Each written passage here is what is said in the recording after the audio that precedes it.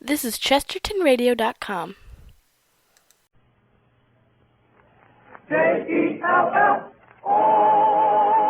The Jell-O program, starring Jack Benny, with Mary Livingston, Phil Harris, Kenny Baker, and yours truly, Don Wilson. The orchestra opens the program with This Is It.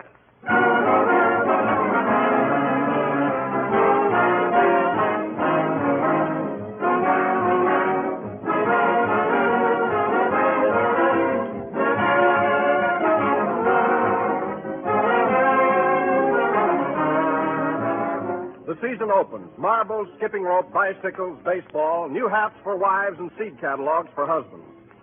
There's one word for it, spring. And there's one dessert for it, Jell-O. For Jell-O's bright and glowing colors certainly suit the season. And Jell-O's delicious, extra-rich fruit flavors are refreshing as bright springtime breeze. Serve it any way you like. It's bound to make a hit. A shimmering mold of layered Jell-O, perhaps strawberry, orange, and lime. A frothy bowl full of whipped Jell-O in tempting pastel colors. Twinkling little Jell-O cubes, maybe raspberry and lemon. There are lots of ideas to choose from, and Jell-O makes every one a success. For that extra-rich fruit flavor tastes as delicious as the real ripe fruit. And that's why Jell-O desserts are so satisfying every time. So look for the big red letters on the box. They spell Jell-O, and Jell-O spells a treat.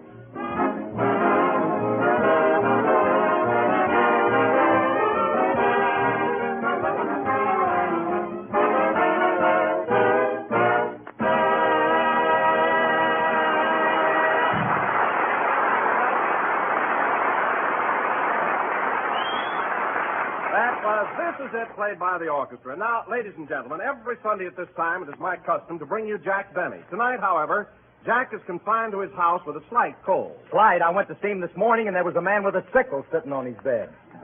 Oh, he isn't that bad. Say, how'd Jack get that cold anyway? Well, he got it from Carmichael, his polar bear. Well, it's his own fault. He shouldn't have kissed him.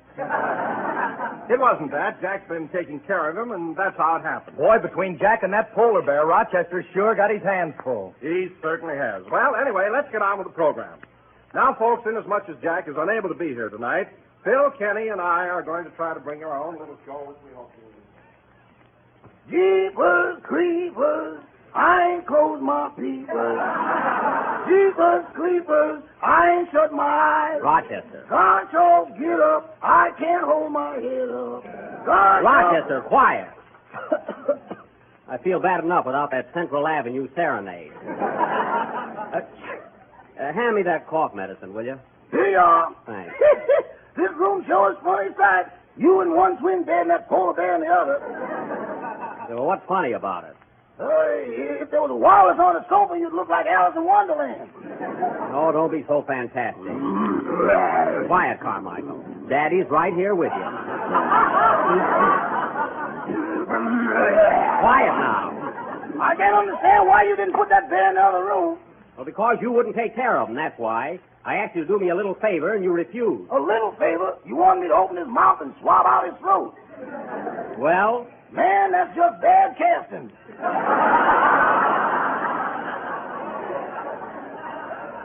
Well, look, Rochester, what are you afraid of? He won't bite your hand. He won't. Of course not. He's tame, isn't he? Well, I'm tame, too, but I get hungry. Why, Rochester. Rochester, you ought to be ashamed of yourself being afraid of Carmichael. You've got a yellow streak clear down your back. Not anymore. He scratched it off. No, he did, eh? Boss, one of these days I'm going to give that bear a goldfish with a Mickey fin in it. You'll do nothing of the kind, so don't be so smart. Gesundheit, Carmichael. Where's that nurse I hired, Rochester? She's never around. I saw her down in the kitchen playing Santan with the cook. She is? My goodness, she shouldn't play cards with Swing High. He's very lucky. After 3 weeks straight, he's won his salary from me. What a gambler. Well, he might be all right at cards, but he don't know how to handle them Mississippi marbles. Oh, shooting dice, eh? Rochester, have you been taking Swing High's money away from him again? Well, that ain't fried rice I've been toting to the bank.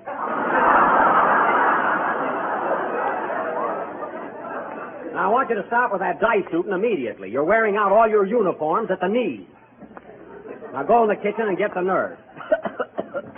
Here she is, boss. Oh, yes. It's time for your hot toddy, Mr. Carmichael. My name isn't Carmichael.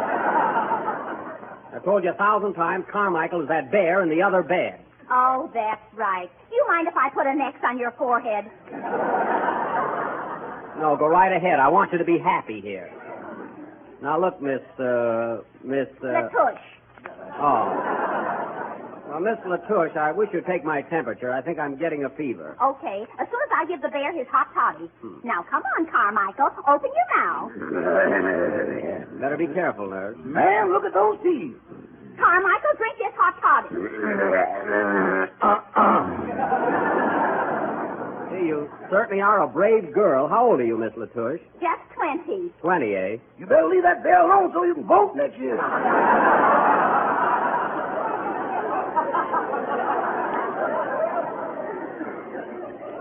He's right, Miss Latouche. You better watch yourself. Oh, he's just bluffing. Now, Carmichael, for the last time, drink this hot toddy. Well, he sure went for that. Was it good, Carmichael? Now, don't show off. It wasn't that strong. I think I'll go down and have one myself. See you later. Now, Rochester, see how easy it was to handle Carmichael? Weren't you ashamed to let a woman show you up like that? I sure was, boss. You're not afraid of the bear now, are you? Now, tomorrow, and when old rocking chair gets me. Well, you're just big sissy. You're worse than Fred Allen.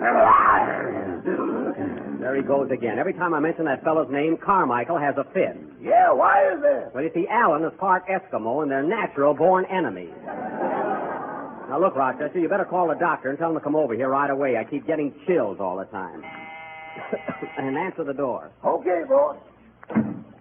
Well, what do you say, Carmichael? How about another game of checkers? You're one up on me, you know. Well, if you don't like it, we'll play later. And don't eat all the bananas. They were sent to us jointly. Come on now, Carmichael. Give Daddy a banana. Come on now. Give me one, I say. Oh, hello, Mary. Hello, Jack. What's the matter? Oh, Carmichael's got all the bananas, and he won't give me one. Carmichael, give me one of those. Ouch. Well, you got it. Yes, he would have to hit me with the ripest one. Oh, well, he was just playing. How do you feel, Jack? Any better? Oh, I feel awful, Mary. I ache all over. One second I'm hot, and the next second I'm cold. Then I turn hot, then I turn cold. Oh, stop. You sound like a shower bath in a cheap hotel. Well, there's nothing to kid about. And those pills you left here yesterday. What pills? Those pink ones you left on the dresser. I took all 6 of them, and they didn't do me a bit of good. What are you laughing at? Those are buttons for my new dress. Buttons? Why, you had them in a bottle, and the label said aspirin. That's my dressmaker, Madam Aspirin. Oh. You just planned the whole thing. I know you. Gesundheit, Tom. Gee, that bear is so sick. That reminds me, Jack, I don't think Rochester likes the polar bear very much. Oh, he talks a lot, but in his heart, he's very fond of that animal. Oh, yeah? Well, I was in the library a few minutes ago, and you know that space in the wall between the moose's head and the stuffed owl? Yes. Well, Rochester's got a big sign there, reserved for Carmichael. Well, then I better keep an eye on him. Say, Mary, I was just thinking, I bet they're having a tough time without me on the program today. Oh, don't be so egotistical. They're probably doing all right. They are, eh? I can just see Phil Harris trying to run the whole show with that Hollywood and Vine chatter of his. I'll turn on the radio and we'll listen to it. Okay, hand me the earphones. Mary, I haven't got that set anymore.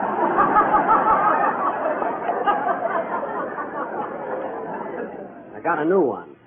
Turn that switch there, KFI. Orange, lemon, and lime. So look for the big red letters on the box. Oh, darn it, we missed Don's commercial. I'll gladly repeat it. Ladies and gentlemen, the next time you visit your neighborhood grocer, be sure to ask him for a package of Jell-O. It comes in 6 delicious flavors: strawberry, raspberry, cherry, orange, lemon, and lime. So look for the big red letters on the box. Attaboy, Don, that was a goodie, right in the groove. Yeah, man. Listen to Phil. And now, boys and girls, you're going to hear a little ditty from our little old tenor who's got plenty on the ball. The 8th ball, folks. Oh, brother, is he corny. Quiet, I want to listen. Well, what's your song going to be, Kenny? I'm going to sing a beautiful number entitled A Little Bit of Heaven. That's swell, Kenny. Rip into it. Swing it, boys, and don't spare the drums. Yeah, man. Yeah, man, yeah, man, yeah, man. He makes me sick.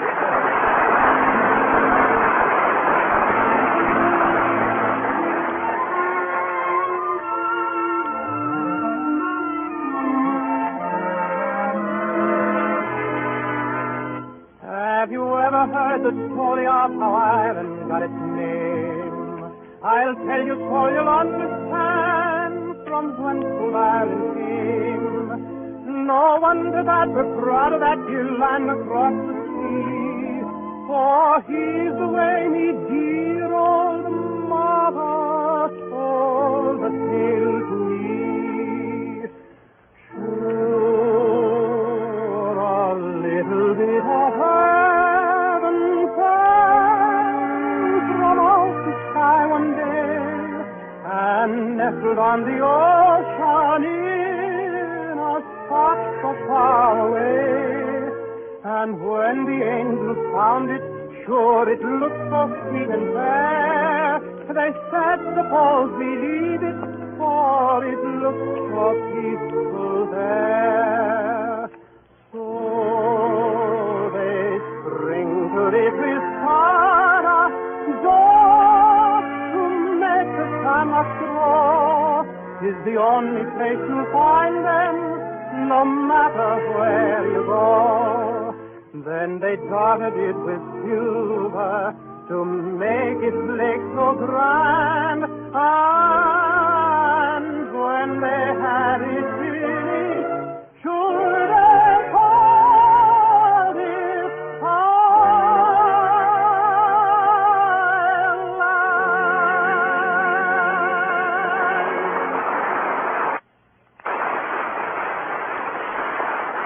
That was, A Little Bit of Heaven, sung by Kenny Baker, and very good, Kenny. Boy, you really laid him in the aisle. Thanks, Phil, and I dedicate that number to our pal Jack Benny, who was sick in bed with a cold. Oh, isn't he a sweet boy, Mary? Well, he didn't even send you flowers. That's right, the little brat. Say, Phil, did you tune in last Wednesday night and listen to Fred Allen? Yes, I did, Kenny. Oh, boy, I thought I'd die when Allen said that...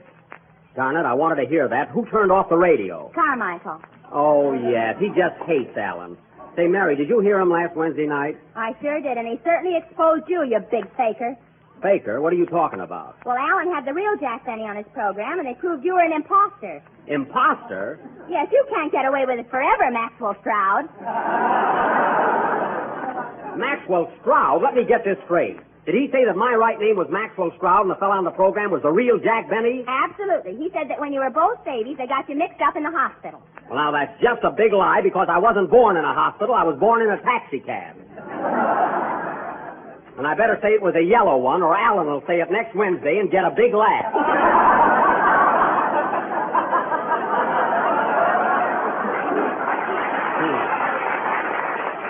Going around telling people that I'm Maxwell Stroud. Well, aren't you? No. Then why have you got the initials MS on all your belt buckles? Listen, Mary, that MS stands for movie star. Which I am. It's just a little publicity that I wear around my waist. And you know what else, Jack? What? Alan said you were so cheap you put your finger down a moth's throat to get your cloth back. Oh, he said that, eh? Well, he's a fine one to talk. Huh.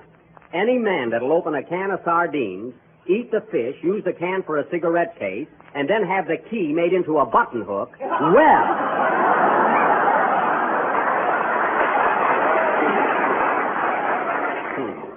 Why, he's had a cake of bath soap for 12 years, and you can still read Ivory on it. Anyway, when I get back on the air next week, I'm going to settle that Maxwell Stroud stuff. Oh, nurse! I'm coming. Will you please bring me a glass of water? My throat's awfully dry. Okay. Oh, by the way, Mary, this is my nurse, Miss Latouche. Well, Minnie, of all people. Hello, Mary. Oh, do you two know each other? Sure. Gee, Minnie, I haven't seen you since we used to go dancing at the Palomar together. Yeah, them were the days. Say, Mary, do you remember Joe Finkelhoff and Pete McGuire? Oh, yes. Are you still going around with Pete? Yeah, but I'm married to Joe. Now, that's very interesting, nurse. Now, how about my glass of water? Right away. Say, Mary, what are you doing these days? Are you still with the May Company?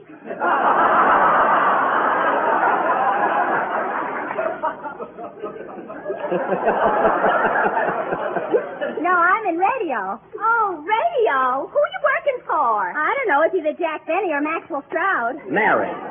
Hey, nurse, what about my glass of water? Say, Minnie, remember the time we went to the masquerade and we dressed up like hula dancers?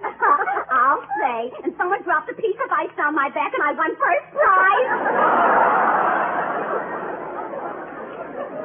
Listen, nurse, I'm going to get a glass of water if I have to tap my knee.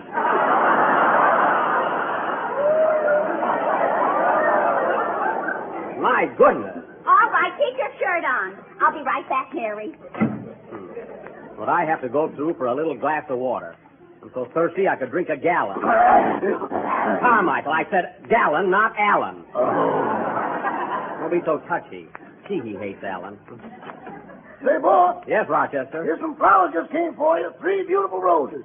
Only 3 flowers. Who are they from? The card says, "We the people."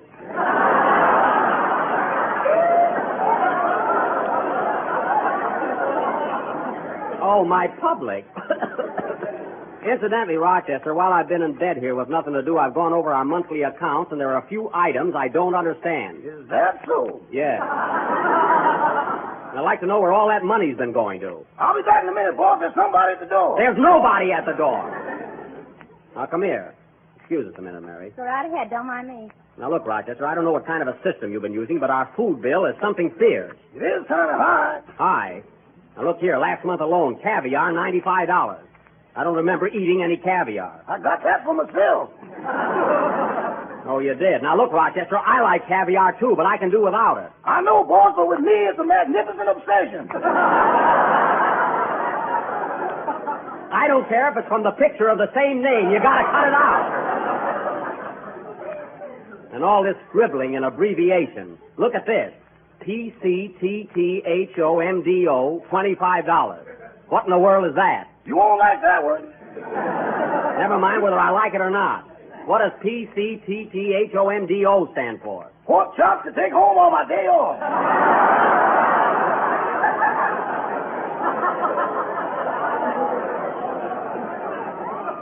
Isn't that awful? Now, Rochester, from now on, I want you to stop carrying food home. Can I mail it? No! I'll take charge of the books after this. Now, call the doctor again and tell him to hurry over. I don't feel so good. Okay, boss. I'm sure gonna miss that caviar. Caviar yet. What a guy. Why don't you fire him, Jack? I can't. He's got some letters I wrote to Garbo, and he won't give them back. Say, Mary, tune in on our program and see how the Jolly Boys from Encino are doing. Okay. All right, Phil, I give up. Why is a kiss over the telephone like a straw hat? Because it's not felt.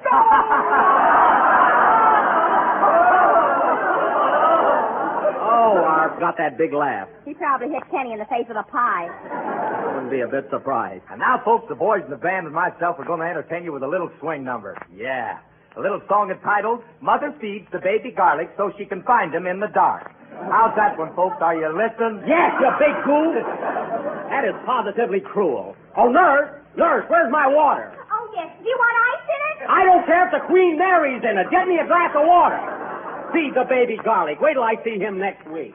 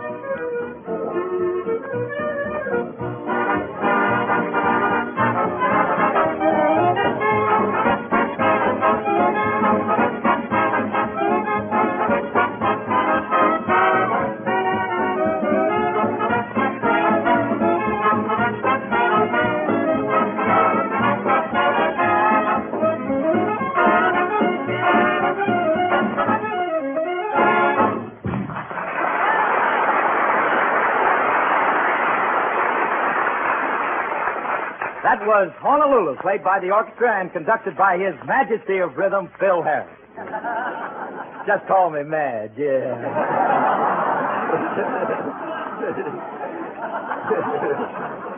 Well, he's off again. I wonder who writes Phil's stuff anyway. Oh, some waiter at the Wilshire Bowl. That's quite possible. And now, ladies and gentlemen, for our feature attraction tonight, the Harris High Class Art Players will present an original Western melodrama entitled Buck Harris Rides Again. Original? Did you hear that, Mary? Buck Harris rides again. Why, he stole that from me. Go on, I bet he never even thought of Buck Benny. What good gravy, girl. Come to your senses. Please, Jack, I want to listen. Now, before we go into this play, folks, I'd like to announce that any resemblance to persons living, dead, or laid up with a cold is purely coincidental. Coincidental, my eye. Oh, shut up. Now, in this little Western drama, I will play the part of Buck Harris, the hero. Some hero. And as we are short of girls tonight, Kenny Baker will be my sweetheart, Daisy Carson. Gee, my corset's killing me. Imagine Kenny playing a girl's part. Now, as the scene opens, we find Sheriff Buck Harris on the trail of Texas Face Elmer. Turn the radio off. Turn it off. I can't stand it anymore. Oh, all right. Boy, if I had my strength, I'd go down to the studio and put an end to this outrage. Hey, boss, the doctor's here. You want to see him? No, Rochester. I'm lying here in bed because I can't find my pants. You're pressing them under the mattress. Never mind that. Now, throw the doctor in. Okay, here he is. Oh. Now, how do you do, Doctor? Well, young man, you need a shave. That's the bear. This is me over here.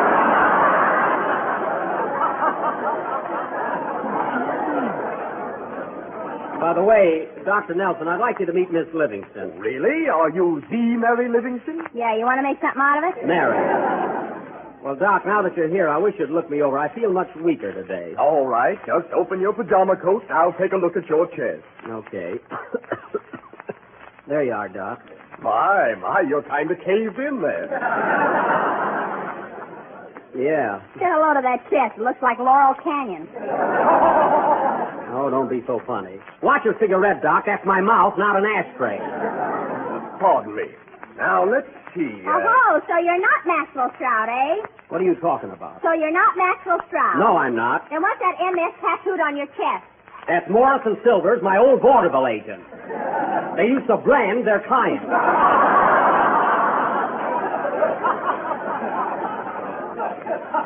Now, button me up, Doc. I've got a chill. Not yet. I've got to tap your chest first. Say, it's a pretty big mallet you've got there, isn't it? Yes, I play polo after work. Go ahead, Doc. Now, hold still. Ooh, Hey, what's that? it's a bullet I got in the war. There's a lot more in his back.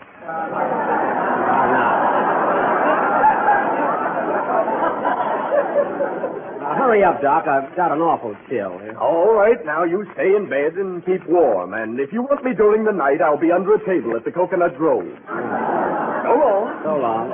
Oh, wait a minute, Doc. While you're here, I wish you'd examine Carmichael. Oh, yes, the bear. Let's see you tap on his chest. Rochester! I'm a little worried about Carmichael, Doc. All right, let's take a look at our inflated poodle.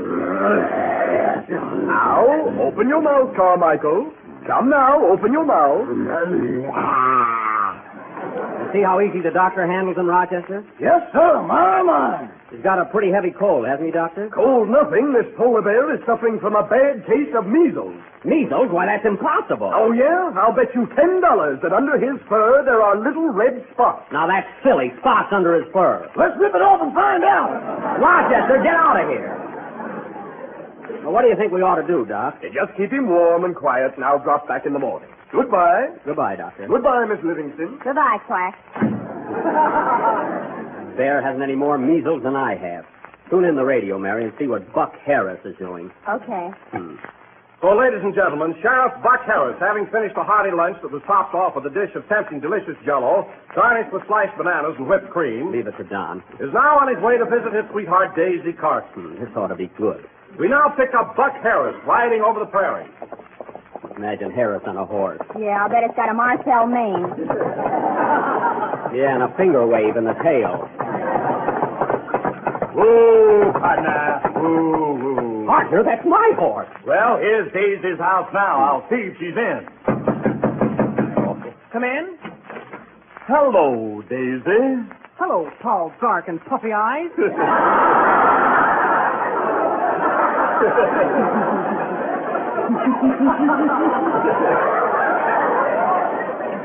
Well, gal, them ain't exactly tea bags you're peeking over.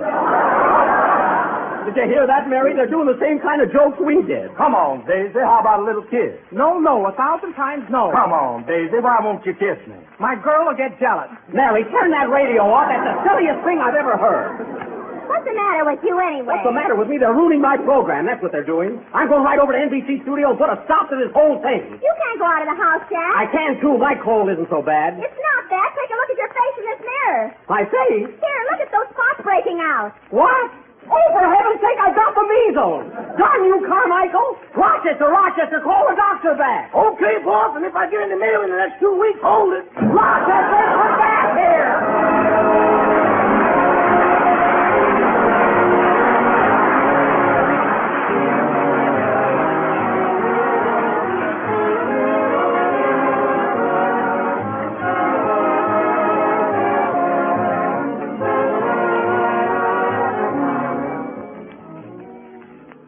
Although you often hear the phrase, pretty as a picture, you don't very often find a dish that lives up to it. The Jell-O really does, with its 6 rich, glowing colors. And tonight we have a new Jell-O dessert for you, one of the prettiest yet. Jell-O Banana Foam, a new idea. Fruit-rich, shimmering strawberry Jell-O with a swell new kind of meringue topping. It's easy to make, and here's how. Dissolve 1 package of strawberry Jell-O in 1 pint of hot water and mold in individual sherbet glasses. Then for your topping, take 1 crushed banana, 2 teaspoons of sugar, and 1 stiffly beaten egg white. Blend them together. Fill this rich, foamy topping on the strawberry Jell-O just before serving, and believe me, you have a picture. Rich red strawberry Jell-O, creamy white banana topping. It's grand. Just be sure to use genuine Jell-O for your Jell-O Banana Foam, for Jell-O brings you that delicious extra rich fruit flavor.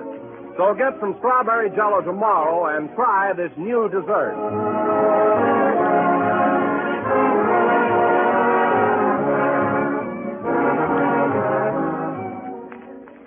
This is the last number of the 25th program in the new Jell-O series, and we will be with you again next Sunday at the same time.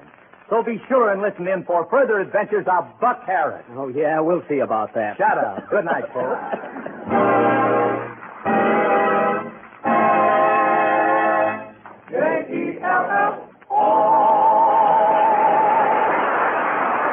Kenny Baker appears on the Jell-O program for courtesy of Marmalade Oil Productions. Heard on the program were This Is It from Stars in Your Eyes and Honolulu from the film of the same name. This is the National Broadcasting Company.